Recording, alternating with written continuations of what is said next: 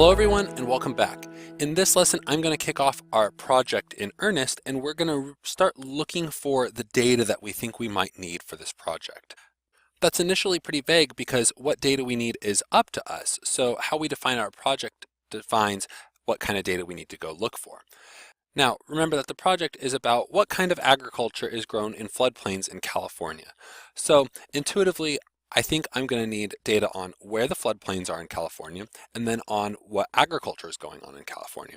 I doubt somebody's already compiled a layer for me of floodplains and agriculture, so I'm going to go look for both of those pieces and put together the analysis myself.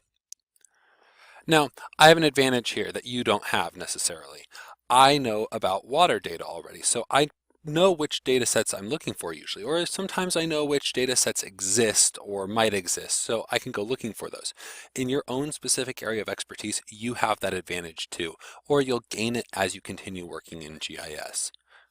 But sometimes we don't know what data there is, and sometimes even when we know what data there is, we don't know very well how to find it, and I think we'll probably encounter that in this demo. So I know that there is a floodplain layer for the United States, and then I think that there's probably an agricultural layer that's publicly available for California. Not positive, but we'll go searching for both of these. So for flood data, let's just look up floodplain spatial data United States and see what we get. A lot of this is about the art of the Google search. And scanning through a couple of these, I see a few things. One is floodplain for Montgomery County, Virginia. That's nice. That's not particularly useful to me. But two is the National Flood Hazard Layer. Now, I happen to know that that's the data set I'm looking for, but I didn't pre-compose this query. That was just my first Google search that I thought of for this. So let's go take a look at the National Flood Hazard Layer from FEMA, the Federal Emergency Management Agency. Now, whenever I get to a page that has some data on it potentially, I go looking for big download buttons, and I don't see one here, but I can read about the data layer here to make sure it meets my needs. And then down here, there's a section on accessing the National Flood Hazard Layer. So I'll click down here, and it says I can download it using the FEMA GeoPortal or by downloading a KMZ file for Google Earth. And then they offer some web services, which I haven't taught you how to use yet. And then it can be downloaded from the FEMA Flood Map Service Center. So there are a bunch of options here. Sometimes when there are a bunch of options, that means that none of them are particularly easy, and sometimes it's great because they provide a lot of things. My initial intuition is that I should check out the FEMA GeoPortal though. So let's do that. And it warns me that I'm leaving the FEMA site, so I'll click OK. And I opened it in a new tab so we can come back here, because in case this isn't the page I want this page open, because this page is telling me what data is available. So I center clicked it. You can control click or right click to open it in a new tab if you want to. And all of a sudden I'm lost. I get here and I'm not particularly sure where to go. It looks like I'm on a general FEMA homepage here. So let's look around a bit. I want something on flooding. I'm going to center click that as well to open that in a new tab. But at the same time, there's a gallery and a map section here. So let's go take a look at the gallery. And while that's loading, I'm going to take a look at the flooding section. So the top of the flooding section has FEMA's National Flood Hazard Layer Official. I'm going to click on that and see what it gives me. And it looks like it's loading a web map. This isn't particularly what I want because I want to download the data. So if I zoom in over here, it looks like the legend says National Flood Hazard Layer is available for an area. So it looks like it's available for most of California, and especially California's Central Valley, where a lot of agriculture takes place. So the initial thing is, one, I haven't ruled out the ability to do my analysis yet. It looks like there's floodplain data available for my area of interest. I still don't know if there's crop data available, but there is floodplain data available. So that's useful to me, is even though I haven't gotten my data yet, I know more about whether or not I can actually do my analysis.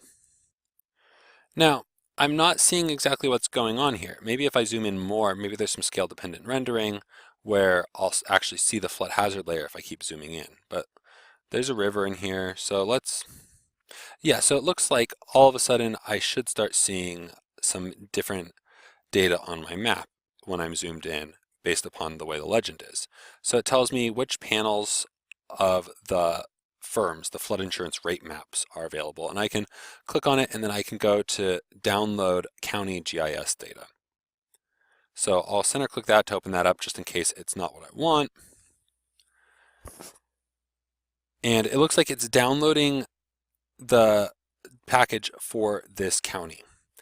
Now, downloading a whole county is great, but I don't necessarily want to assemble all of the county data. So I know that I can get back here, and I'll leave this tab open, but I'm going to go looking for an area that's larger so that I don't have to do a bunch of assembly of different pieces. So let's go back to our Google search here, and I'm going to go back, and I'm going to just open that page in a separate tab again so I have it backed up, and then I'm going to do a different search just to see if I can find a national copy. So now that we know that it's the National Flood Hazard Layer, we can search NFHL to narrow our search, and then let's do just download, and let's see what we get. So the same page I was at, and then a GIS Web Services page here, and then something on data.gov. It looks like there are some other options here. Someone else having the same question, where to download FEMA DFIRM data. So a number of different options here. And I opened this one in a new tab, I thought. Oh yes, I did. It's right here. And there's a bunch more information here on how I can download the data. Now it's telling me that there are some web services I can use, and I know that there's a tool in ArcGIS that lets me take a web service and copy it to a local file that I could use for analysis. So that's good to know about too. And I can come back to that if I want to get a national copy as well. But for now, I'm gonna skip past that. To jump to the point and spare you all watching me find this data again, I did ultimately find a national copy of the FEMA data that I could then clip to California if I wanted to. And I tried to search FEMA NFHL data.zip and see what I get, and I did a number of other searches, and I found out about a site called FEMAdata.com, or oops, it was data.femadata.com. And then in the Federal Insurance and Mitigation Division section down here, there's a risk map folder with the NFHL data in it. And then from here, I can download the zip file in parts and then extract it. Now, I didn't show you how I ultimately got here. Still, just know that if you keep searching around, you will find different ways to access the data. So we found 3 different ways. We found the county-specific downloads, we found the web services that I could use in ArcGIS, and then ultimately I found the data download here that I could use in my project. And this is the one I'm going to use, which is why I showed it to you here. But if I hadn't found this while I wasn't recording, you would still have these other 2 options for working with the data. So there are many different ways of approaching finding data, and it's not necessarily something where you know you'll spend X amount of time and find it. You just need to follow the breadcrumbs and seek it out and see what matches with the skills you have or think you could have. Maybe you'd be able to teach yourself how to use these REST services if you started reading up on it and looking at the guides and things like that online.